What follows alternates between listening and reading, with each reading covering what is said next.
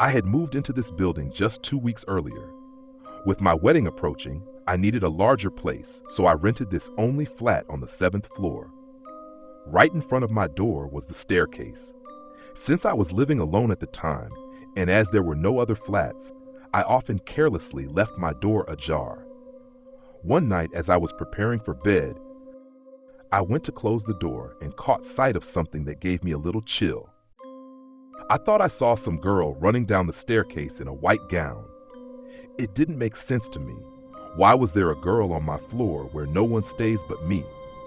I immediately switched on the hallway light to see clearly and stepped outside. The staircase was completely empty. I rushed back inside and called the building security, asking them to check the premises. They searched the entire building thoroughly but found no trace of anyone. Even after their search, I asked them to look again, and this time joined them in the search. When I finally returned to my floor after finishing the check, I was hit by a strange, unsettling smell coming from my half-open apartment. I was sure that I had locked the door after me. I thought of calling the security, but maybe I had forgotten to shut the door and did not want to trouble them again for nothing. So I slowly approached the flat and opened the door. All my belongings were scattered chaotically throughout the rooms. This could only have been the work of that girl. Without disturbing anything, I first checked the money and important documents in my cupboard. Nothing had been stolen or was missing. I called security again through the door intercom and waited outside for them. As I waited by the door, security arrived, and I began explaining the entire situation while leading them inside. But as I turned around towards my flat, I saw that all the items in the room had mysteriously returned to their original places. What was happening, I couldn't understand. Seeing me confused and troubled, the security guard shook his head sympathetically and said, "It's the marriage stress getting to you. You should get some rest and everything will be fine." I wasn't stressed, and I certainly didn't imagine it all. Maybe I imagined the girl in the staircase, but my room, that was real. 15 days later came my wedding. I had to return to my hometown outside the city for a month-long leave. After the ceremonies and celebrations, I returned with my new wife, Laura. Everything seemed perfect. Evening came, we ordered dinner from outside, and after eating, exhaustion overtook me and I fell asleep without realizing it. But around 2:30 a.m., I heard something heavy fall outside the flat. It jolted me awake. When I sat up and looked around, Laura wasn't in the room. I got up to search for her and discovered she wasn't in any of the other rooms. And then I remembered the sound. When I opened the front door, my heart nearly stopped. There was Laura, sitting on the stairs, wearing her wedding gown. I bolted out the door and ran toward the staircase. When I reached the spot, I saw her getting up and descending the stairs. As I walked after her trying to understand what she was doing, where she was going, a voice called from behind me. "Hey, Ethan, what happened? Where are you going?" I turned around. Laura was standing in front of our door with a towel in her hand. I looked back down toward the stairs. No one was there. I returned to our flat, confused. Laura laughed and asked, "Where were you running off to? Did you get tired of marriage so quickly?"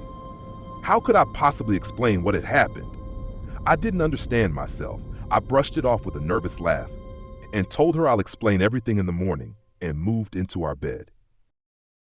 I couldn't sleep. Hours passed by and then a faint breathing. I felt an uncomfortable sensation and then the breathing got louder. It wasn't just breathing but growling. Someone was very close to my face. Fear crept over me. As I slowly opened my eyes, there was nothing there. I was too scared to close my eyes again. I just kept tossing and turning until dawn. The next day, I left work early and took Laura shopping, trying to forget what had happened last night. When we returned, Laura and I took the shopping bags to the elevator, and I went back out to park my car in our designated parking spot. After parking, I made my way to the elevator. Laura was waiting for me there. The elevator slowly ascended toward our floor when Laura said to me, "You have a very bad habit. You trouble me a lot." I laughed and asked, "What have I done?" The elevator stopped on the 7th floor, and I started walking out. Laura said, "Why don't you let me sit peacefully on the stairs? You always come after me." I turned back and saw that the elevator was completely empty. There was no one, no Laura, no shopping bags. I looked around and noticed our apartment door was wide open. I ran inside, calling for Laura, and found all our shopping items scattered around the room. Laura was there, wearing that same wedding dress with disheveled hair, crying and staring fixedly at me. As I moved towards her, I realized she wasn't looking at me. She was looking at the door. I couldn't understand what was happening, but I knew we had to leave immediately.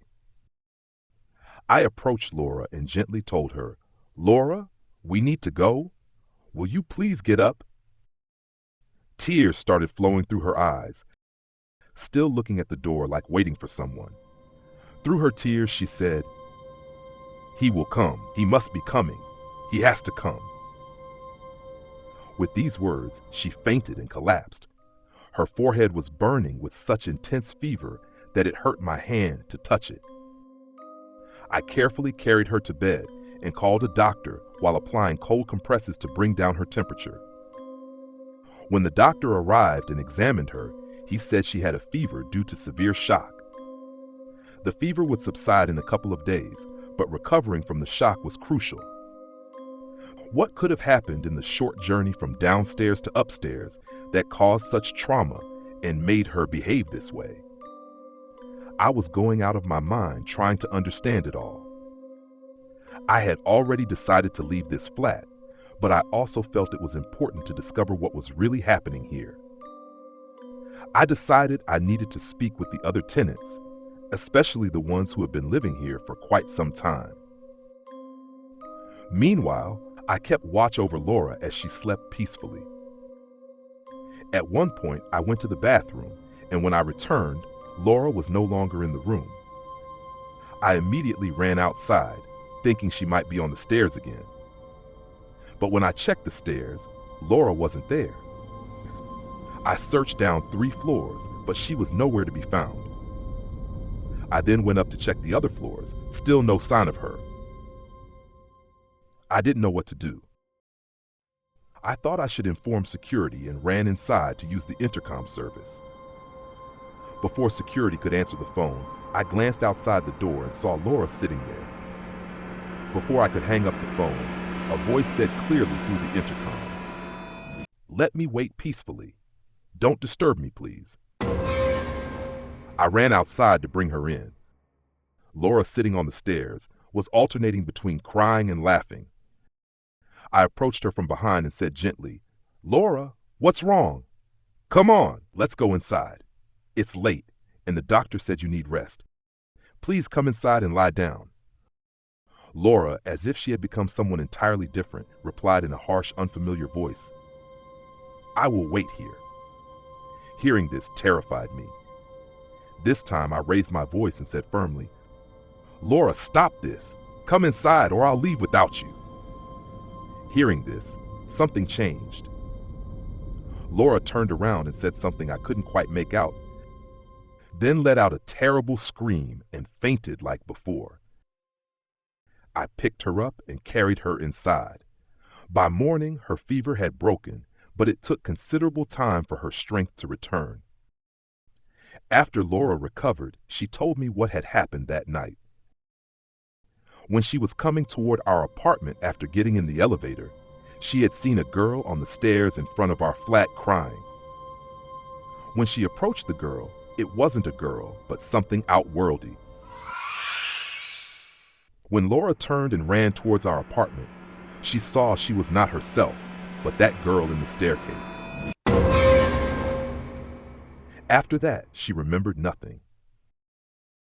When I questioned the other tenants, I discovered the tragic history of our apartment. A girl from a very wealthy background had lived here before us. She was deeply in love with a boy, and they both were planning to get married, but her parents didn't approve of their relationship as they felt the boy was just marrying her for her money. Going against everyone's wishes, she decided to leave her family and their wealth behind and have a court marriage. But on the very day they were supposed to be married in court, the boy never showed up. The girl in her wedding gown kept waiting on these stairs, hoping he would come. Finally, the boy's friend came to let her know that his friend had skipped town. The girl, heartbroken, rushed down the stairs. Her foot slipped and she fell, dying on these very same stairs. Please like, subscribe, and leave a comment. Your support means a lot and helps us keep bringing you more horror stories.